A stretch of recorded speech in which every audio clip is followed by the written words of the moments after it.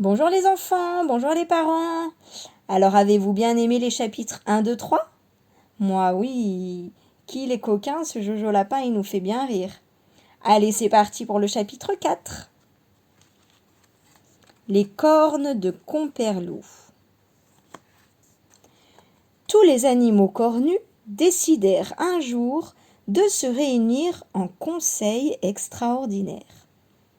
Nous en avons assez d'être poursuivis, traqués, réduits à l'état de gibier, parce que nous n'avons ni crocs ni griffes. Il faut que cela change.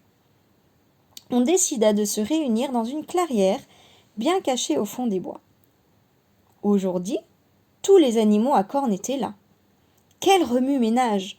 On meuglait, on tapait des sabots, on bramait, et on se roulait dans l'herbe.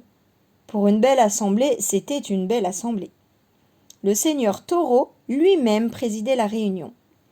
Il y avait là le Bouvillon, la vache Sidonie, Benjamin le Bélier, noble damoiselle la Licorne, et Gros Patapon le Rhinocéros, qui prenait à lui tout seul la place de 10 des autres. Il y en avait encore des tas, beaucoup trop pour que je les nomme tous. Comperlou avait entendu parler du grand rendez-vous. Si je pouvais me glisser parmi eux sans me faire remarquer, je suis sûre que j'arriverais à m'emparer d'un petit chevreau. Et alors, quel régal pour mon dîner! Mais il ne fallut surtout pas qu'on le reconnaisse. À l'assemblée des cornus, un animal sans cornes serait tout de suite repéré. Il pourrait bien recevoir alors une bonne dizaine de cornes, celles que les autres lui planteraient dans l'arrière-train. Comperlou se mit donc à réfléchir. Il voulait aller à la réunion à tout prix. Mais comment y aller sans s'en faire chasser honteusement? « Ça y est, j'ai trouvé !» cria-t-il soudain en retroussant férocement ses babines. Il tailla en pointe 2 bâtonnets recourbés et se les attacha sur le dessus du crâne. Les bâtons ressemblaient bien à des cornes. Ah ah, si vous aviez vu l'allure que ça lui donnait, un loup avec des cornes. Quel drôle d'animal, ah oui alors. Il traversa le bois comme une flèche, arriva à la clairière où tous les cornus s'étaient rassemblés et se mêla tout de suite aux autres. Quelque chose dont il ne se doutait pas, c'est que Jojo Lapin l'avait aperçu pendant qu'il courait dans le bois. Jojo Lapin était en train de grignoter tranquillement une carotte sauvage. Quand le loup fut passé, il sortit de nouveau des buissons et se mit les poings sur les hanches. Tiens, tiens, tiens, bizarre. Comperlou n'avait donc pas assez de dents et de ses griffes. Maintenant, voilà qu'il a aussi des cornes. Je me demande bien pourquoi. Jojo Lapin était curieux. Il se mit à suivre le loup tout en restant caché dans le sous-bois. Il ne tarda pas à tomber sur la clairière du rendez-vous, mais comme il n'avait pas de cornes, il ne sortit pas du taillis. Pour ne pas être vu, il s'y tint immobile, ne laissant même pas frémir le bout d'une de ses oreilles. Le seigneur Taureau aperçut le loup à la seconde même où il entrait dans la clairière. « Qui es-tu donc » demanda-t-il stupéfait. Il n'avait jamais vu, et pour cause, un animal aussi étrange. « Beuh, beuh » répondit le loup en déguisant sa voix. « Je suis Babou le Dahu !» Le taureau prit ses grosses lunettes d'écaille pour mieux voir Comperlou. Celui-ci baissa la tête pour bien montrer ses cornes et essaya de pousser quelques « beuh, beuh » les plus rassurants qu'il put. Juste à ce moment-là, quelqu'un cria « Seigneur Taureau !» Le loup en profita pour changer de place et se perdre dans la foule.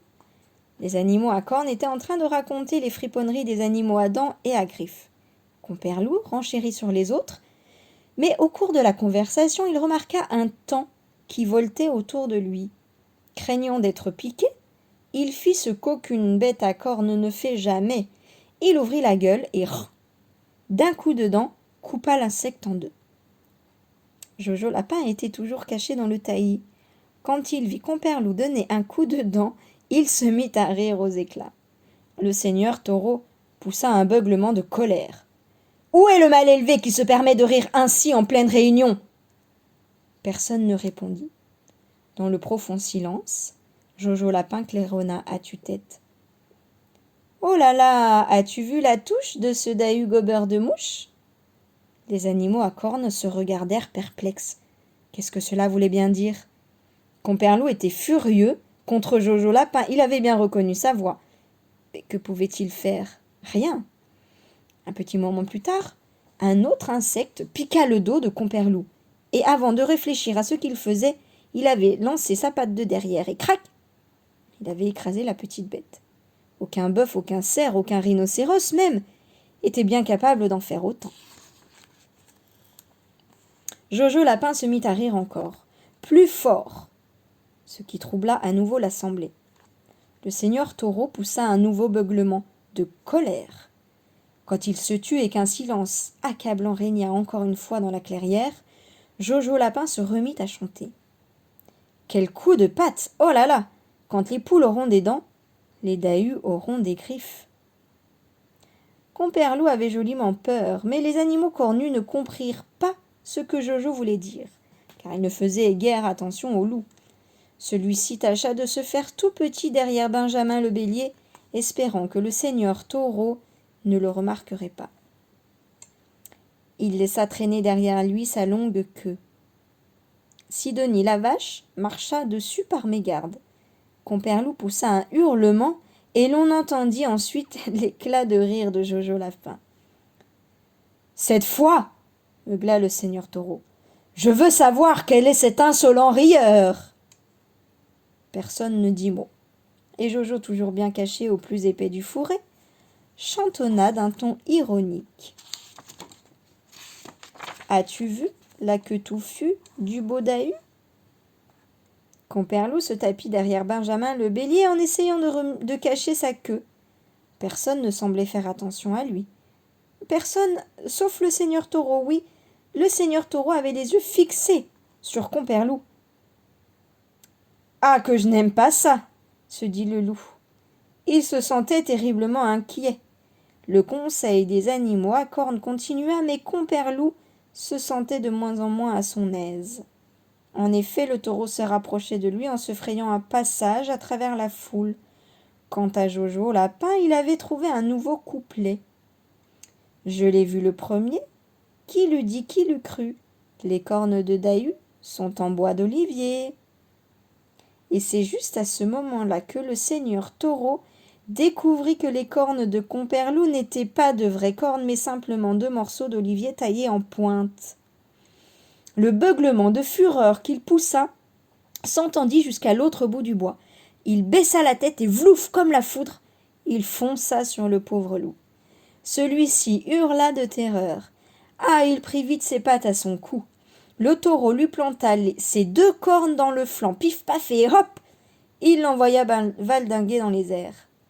Dès qu'il retomba sur le sol, le loup ne demanda pas son reste et fila tout penaud à travers le bois. Il était fou de rage contre Jojo, qui l'avait empêché de se régaler d'un chevreau bien tendre, et qui lui avait fait attraper de féroces coups de corne. Il décida sur le champ de faire croire qu'il était mort. Oh, excusez-moi. Aussi envoya-t-il aussitôt des messages affirmant qu'il n'avait pas survécu. Qu'il n'avait pas survécu à ses blessures. Jojo Lapin pensa que c'était peut-être vrai. Il avait vu quel magistral coup de corne le seigneur Taureau lui avait porté. Et si j'allais faire un tour jusqu'à sa maison pour savoir s'il est bien mort? Mais il se rappela les tours que lui avait déjà joué le loup avec son ami le renard. Il n'entra donc pas à l'intérieur de la maison. Il entrebâilla seulement la porte et passa sa tête dans l'ouverture. Compère Loup était couché sur le lit. À son chevet, Frère Ours et Maître Renard. « Bonjour, leur dit Jojo. Ce pauvre loup est donc mort? Le seigneur Taureau l'a donc tué? Ah, quel grand malheur! Dites-moi, les amis, Compère Loup fait-il un grand sourire? » « Mais non !» protestèrent à la fois l'ours et le renard. « Pourquoi sourirait-il puisqu'il est mort ?» Eh bien, répondit Jojo, les loups sont de bien étranges animaux. Ils ne sont pas vraiment morts tant qu'il ne sourit pas. Vous me direz quand il sourira, et je saurai alors qu'il n'y a plus rien à faire pour lui, hélas. » Quand le loup entendit ça, et comme il voulait que Jojo le croie mort, il grimacera d'un sourire d'une oreille à l'autre. Et bien sûr, Jojo comprit qu'il était toujours vivant. Alors il remit son chapeau sur sa tête et fila sans attendre dans sa maison où il s'enferma à clé. Pauvre loup qui croyait prendre le plus malin des lapins à un piège aussi grossier.